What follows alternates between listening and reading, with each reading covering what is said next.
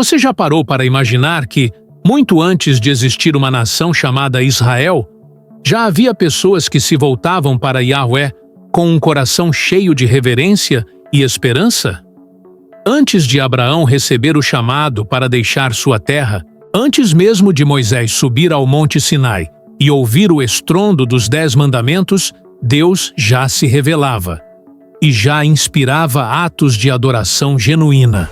Nesta jornada, vamos descobrir como a adoração a Yahweh surgiu num mundo ainda em formação, como ela floresceu em meio ao caos humano e permaneceu viva através das gerações, mesmo quando tudo parecia perdido. Imagine o cenário primordial: um universo recém-criado, a escuridão ainda pairando sobre o abismo e o Espírito de Deus pairando sobre as águas.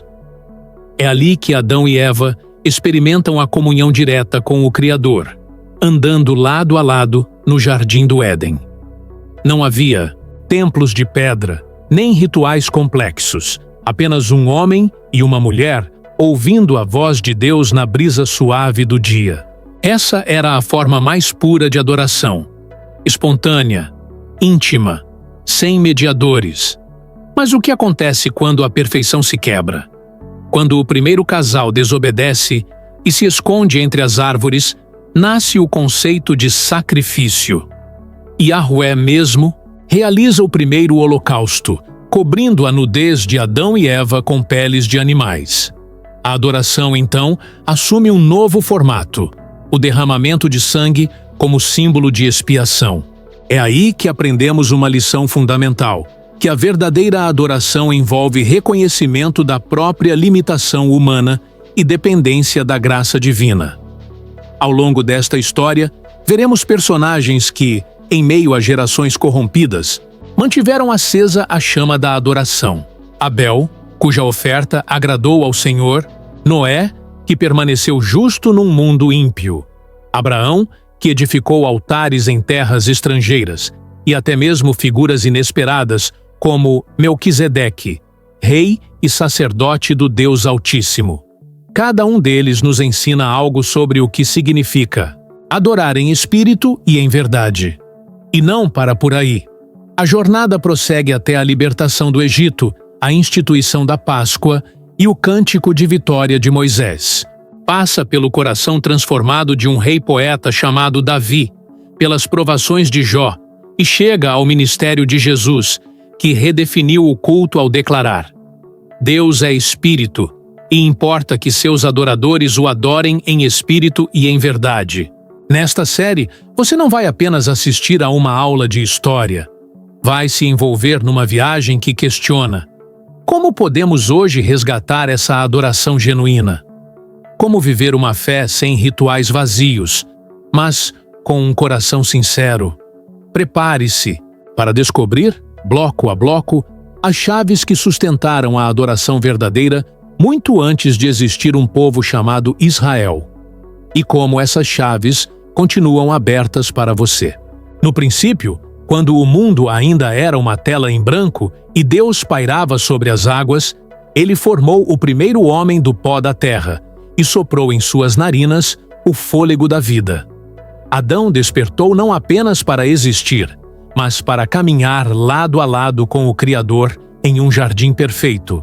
Ali, sob a luz suave de um dia sem fim, não havia rituais complexos, nem sacerdotes. Havia apenas um homem e uma mulher conversando com Deus, como quem conversa com um amigo. Essa era a forma mais pura de adoração. Uma relação espontânea, íntima, sem barreiras nem mediadores.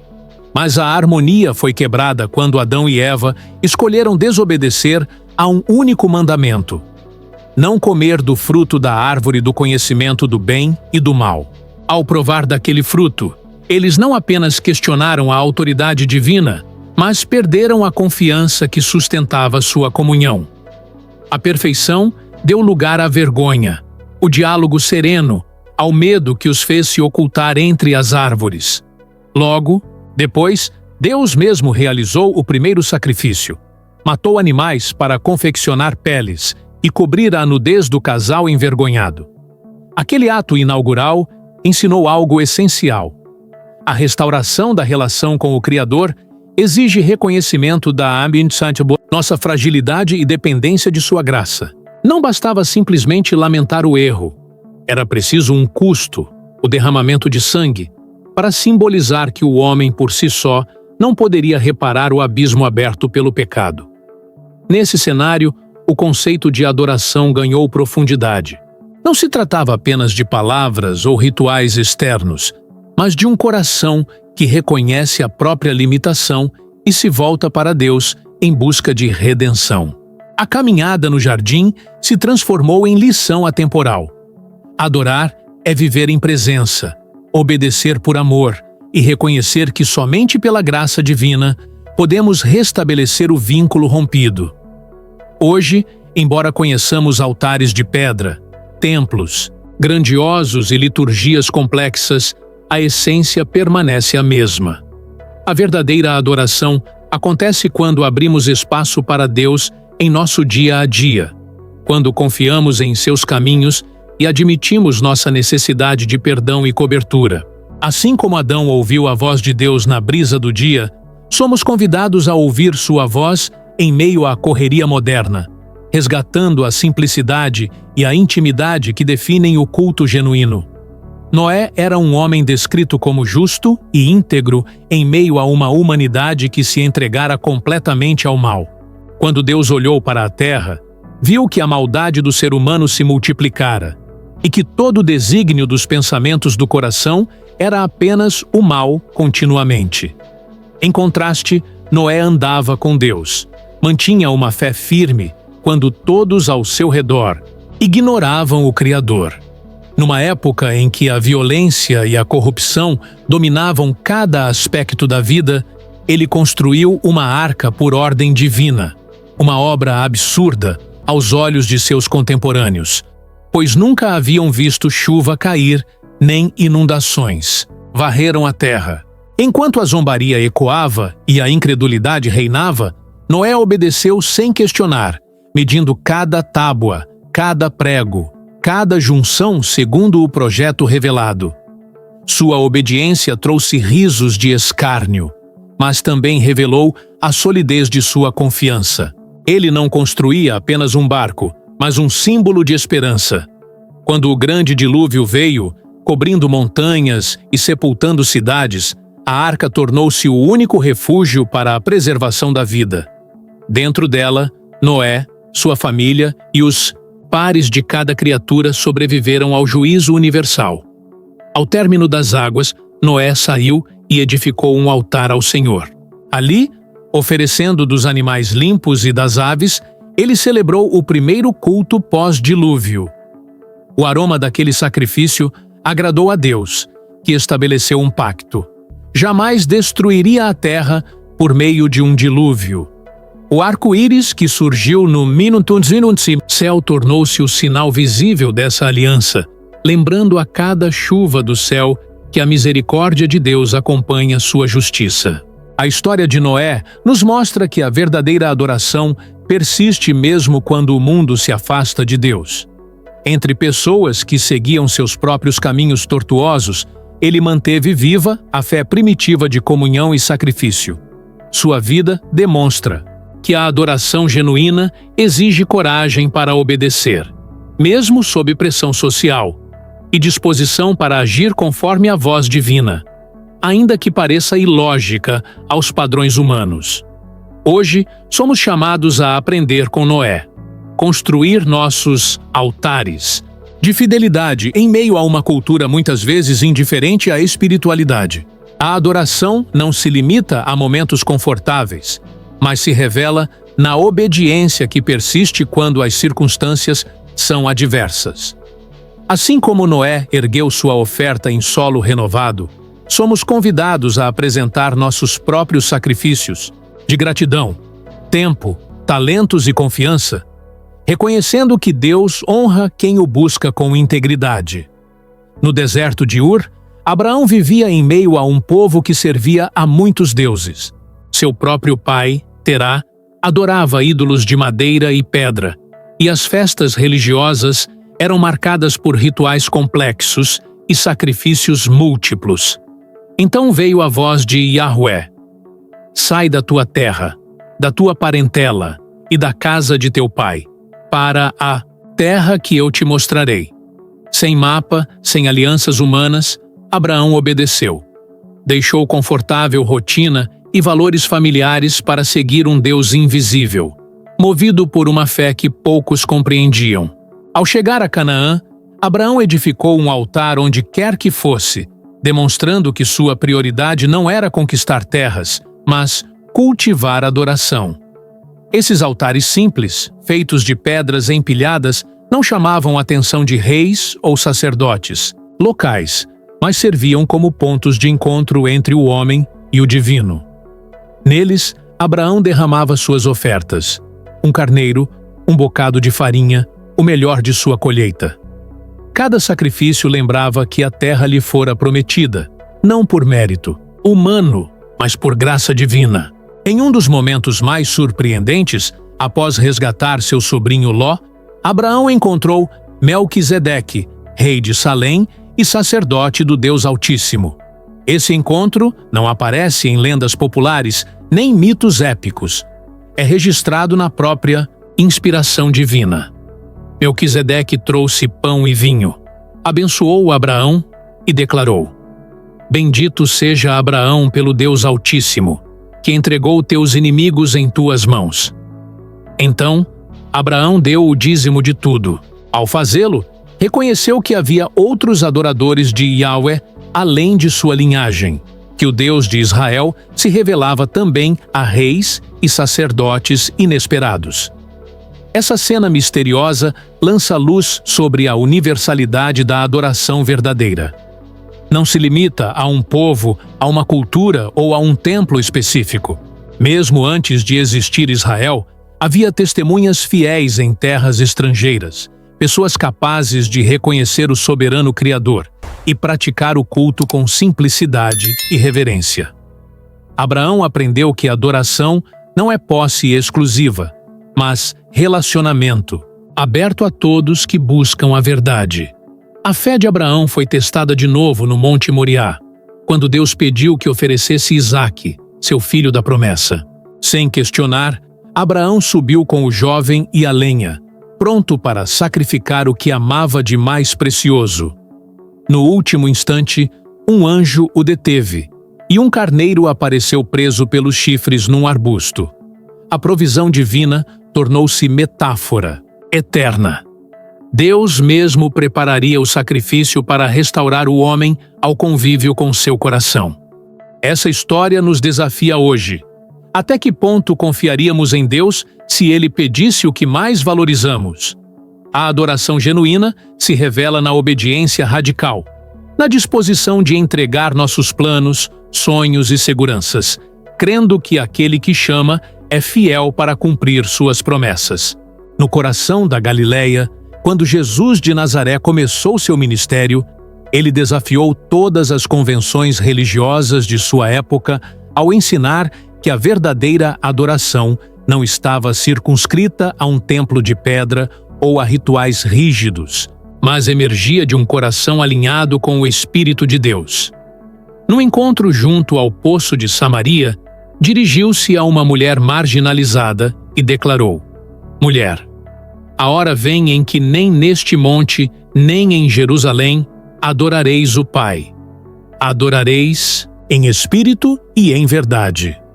Essas palavras derrubaram barreiras étnicas, culturais e religiosas, sinalizando que o culto a Yahweh agora transcenderia fronteiras geográficas e formais. Enquanto nas sinagogas e no templo os líderes se preocupavam com a pureza ritual, Jesus enfatizava a autenticidade interior. Quando expulsou os cambistas do pátio, não estava condenando o comércio em si, mas a profanação do espaço sagrado por práticas vazias de sentido. Para ele, a presença de Deus habitava onde houvesse humildade, arrependimento e fé viva, não na pompa dos sacerdotes ou no rigor de tradições que perderam o propósito original. Em diversas ocasiões, o mestre utilizou parábolas para revelar a essência do culto verdadeiro. O fariseu, orava vangloriando-se de suas obras, enquanto o publicano batia no peito, suplicando misericórdia. E foi este último, o de coração quebrantado, que desceu justificado. Ele mostrou que Deus se inclina para o contrito, para quem reconhece sua dependência total do Criador. A adoração, portanto, não é um troféu de mérito pessoal, mas um ato de entrega absoluta. Na última ceia, Jesus transformou o pão e o vinho num novo instrumento de adoração. O pão representava seu corpo entregue, o vinho, seu sangue derramado. Ao instituir o rito da Eucaristia, ele instaurou um culto memorial que une gerações, lembrando continuamente que o sacrifício definitivo já foi oferecido. Esse gesto simples, partilhado em casas e comunidades, substituiu o altar de pedra por um altar espiritual, onde cada crente se torna templo do Espírito Santo. Quando enfrentou a elite religiosa, Jesus alertou contra a hipocrisia de quem adora com os lábios, mas tem o coração longe. Ele curou no sábado, perdoou pecados e acolheu excluídos, demonstrando que a compaixão e a justiça são expressões inseparáveis da adoração. Cada ato de bondade feita em favor de um necessitado era descrito como feito ao próprio Senhor. Essa ampliou o conceito de culto, integrando o serviço ao próximo como forma de louvor. Ao ressurgir dentre os mortos, ele cumpriu a promessa de que o templo de seu corpo seria restaurado em 3 dias. Sua ressurreição confirmou que a adoração autêntica é dinâmica, pois vida e espírito não podem ser aprisionados a estruturas fixas. A chegada do Espírito Santo no dia de Pentecostes selou essa dimensão viva do culto, capacitando cada seguidor a adorar em línguas e a proclamar a grandeza de Deus em toda a nação. Assim, Jesus inaugurou uma era em que qualquer lugar, seja uma sala humilde, uma sinagoga ou o espaço virtual do nosso tempo, pode converter-se em santuário quando o coração se dobra em reverência e verdade. A adoração evoluiu de altares de pedra para altares de vida, de rituais externos para a transformação interior. Na longa jornada que percorremos, do Jardim do Éden ao Pentecostes, de Abel a Jesus, fica claro que a essência da adoração nunca esteve atrelada a um lugar físico, a rituais vazios ou a meras tradições. Desde o primeiro homem caminhando com Deus na brisa do dia, passando pelo sacrifício de Noé em solo renovado, pelos altares de Abraão em terras estrangeiras e pelo cântico libertador de Moisés, até o convite de Jesus para adorar em espírito e em verdade, aprendemos que adorar é, acima de tudo, manter o coração sintonizado com o Criador. Cada episódio revelou uma faceta única: a pureza da comunhão original, a coragem de confiar em meio ao juízo, a universalidade do sacerdócio real, a liberdade do culto interior e a transformação radical que brota de um coração contrito. Vimos que, quando o homem tenta aprisionar Deus em estruturas humanas, corre o risco de perder a autenticidade do encontro. Mas, sempre que alguém se volta a Deus com humildade, arrependimento e fé ativa, o santuário se desloca para dentro, para a mente, para as emoções e para cada ato de serviço ao próximo. Hoje, em um mundo de alta tecnologia e distrações incessantes, o desafio permanece: resgatar a simplicidade da adoração primitiva e aplicá-la no cotidiano. Significa ouvir a voz divina em meio ao ruído, obedecer mesmo quando não entendemos, oferecer nossos talentos e tempo como sacrifícios de gratidão e reconhecer que nossa verdadeira morada é o templo interior onde o Espírito habita. Se esta série fortaleceu sua convicção de que a adoração é uma experiência viva, que transcende gerações, idiomas e culturas, inscreva-se no canal agora, ative o sininho e venha conosco nos próximos estudos. Deixe nos comentários como você tem cultivado sua caminhada de adoração diária e compartilhe este vídeo para que outros também descubram o Deus que busca adoradores em espírito e em verdade. Muito obrigado por acompanhar até aqui. Que sua vida se torne um altar vivo, onde cada momento seja uma oferta de amor ao Deus que nos amou primeiro.